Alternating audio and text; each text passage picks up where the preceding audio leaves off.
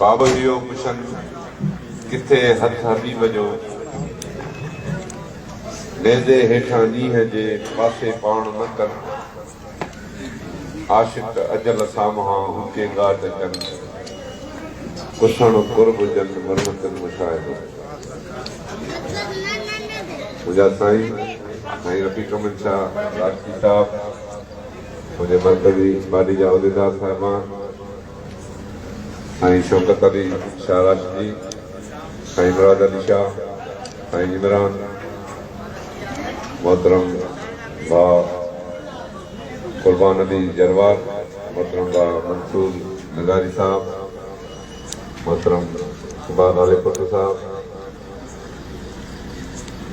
ज़िले जा मुंहिंजा हमसफ़र साथियों ये सिंधु देश ये साईं जी दोस्तों साईं शौकत अली शाह जो इंतहाई शुक्रगुज़ार आहियां फ़राइतो आहियां हालांकि ही घर बि असांजो ई आहे असांजूं मोहबतूं अॼु जूं न आहिनि पर जॾहिं खां ज़रई यूनिवर्सिटी में असां दाख़िला वरितीसीं उन वक़्त खां वठी साईं रफ़ीक शाह साईं मिठल साईं जन सां असांजी तमामु मोहबतूं ऐं प्यारु रहियो आहे ईअं खणी चइजे त उन दौर में जॾहिं साईं असांजा मुआफ़िक़ हूंदा हुआ अहिड़नि ॾुखियनि दौरनि में असांजी मालिकीअ वारसी कंदा जो उहे लफ़्ज़ मूंखे बि कोन्हनि जो आउं उन्हनि जो खे चई सघां असीं ही क़ौमी तहरीक जा कारकुन जिन खे साईं जीएम सैयद सिंध सां मोहबत करण जी अहिड़ी त सुती विधी वियो आहे जो हिकु पल बि सुख ऐं सांस सां वेहण नथो अचे साईं जीअं शहर चवंदो त मोहबत विधो आहे मामरे न त केरु पशाला करे सिंधी क़ौम जी मोहबत ऐं सिंध जी जेका तारीख़ी हैसियत रही आहे जेका सिंध हज़ारे सालनि खां वठी हिकु जुदा मुल्क जी हैसियत में ऐं तारीख़ी लिहाज़ सां सिंधी असां हिकु जुदा क़ौम रहिया आहियूं आज़ादी मुमकिन आहे ऐं आज़ादी अणटर आहे छो त हिन मुल्क जा जेके बुनियाद रखियल आहिनि उहे ई कूड़ ठगी ऐं धोखे ते रखियल आहिनि ही गैर फितरी मुल्क आहे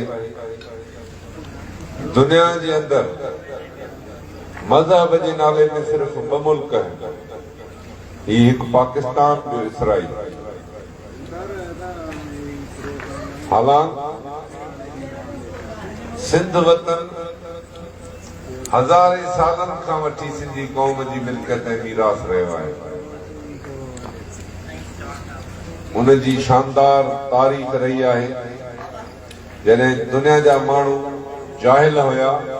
अणपढ़ियल हुया कपिड़े पहिरण जी तमीज़ न हुयनि तॾहिं बि अॼु खां 5000 साल अॻु जो जेको मोहन जो तड़ो आहे उते सिंधी माण्हू शानदार ऐं आलीशान ज़िंदगी गुज़ारींदा हुआ कपिड़ा पहिरींदा हुया उन वक़्त में घरनि जा ड्रेनेज सिस्टम उन वटि हूंदा हुआ एॾी वॾी तारीख़ी ऐं तहज़ीबी याफ़्ता क़ौम अॼु पंजाब साम्राज्य जी मुकमिल तरह सां कानूनी थी वई आहे ऐं असां उन्हनि जा ग़ुलाम आहियूं ही धरती जेका खरबे रुपया कमाए पई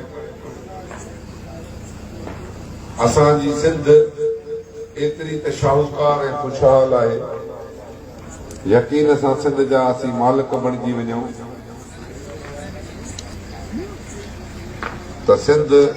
चवंदा आहिनि पायरस वॾो में वॾो जेको आहे सो ख़ूबसूरत शहर आहे जेको आहे, पर सिंध जी एतिरी दौलत आहे जो पायरस जे असांजे आलो कुझु कोन्हे। एतिरा हिते कुदरत जा खज़ाना लिकल आहिनि जेके मज़हब ऐं पाकिस्तान जे नाले में पंजाबी खर्च पिया वञनि। ऐं ही सैयद जा सिपाही साईं जीएम साहिब जा पैरोकार सिरनि सां कफन ॿधी हर गैरतमंद माण्हू जे दर ते वञनि पिया, कोठनि में वञनि पिया, ॿारड़नि में वञनि पिया, शहरनि बाज़ारनि में वञी सिर्फ़ हिकिड़ी सेन हणनि पिया त सिंध असांजी भाउ आहे, सिंध जी आज़ादी में असांजी मदद करे। इहो को बि असांजो मुफ़ाद आहे नदी का घुर आहे। ऐं अॼु बि आउं हिन सूर्यनि जे तले ते बीठो आहियां जंहिंजो वॾो सूर्य बादशाह सिंध जे आज़ादी जे लाइ तख्तेदार ते चढ़े, जंहिंजो इहो ई नारो हुयो वतन या कफन, आज़ादी या मौत। उन राबर जा असीं पैरोकार आहियूं ऐं उहा ई सिंध जी आज़ादी जे लाइ असां जदोजहद कयूं पिया। उन जदोजहद में तव्हां सभिनी सिंध वासियुनि खे शामिल करण जे लाइ साईं वटि दावत खणी आया आहियूं त 7 नवंबर ते वधि में वधि सिंध जा जेके बि मुस्तक़िल रहवासी आहिनि, जिन जो जीअण मरण सिंध सां आहे, जिन जा मुक़ाम सिंध में आहिनि, जेके सिंध खे पंहिंजी माउ सम्झनि था, उन्हनि खे सभिनी माण्हुनि खे असांजी दावत आहे त भरपूर तरह सां 7 नवंबर ते हिन आज़ादी जे मार्च में शामिल थियूं। छाकाणि त इन्ही जे करे बि तमामु वॾी अहमियत आहे त अॼु चइनी तरफ़नि खां सिंध धरती जा दुश्मन सिंध खे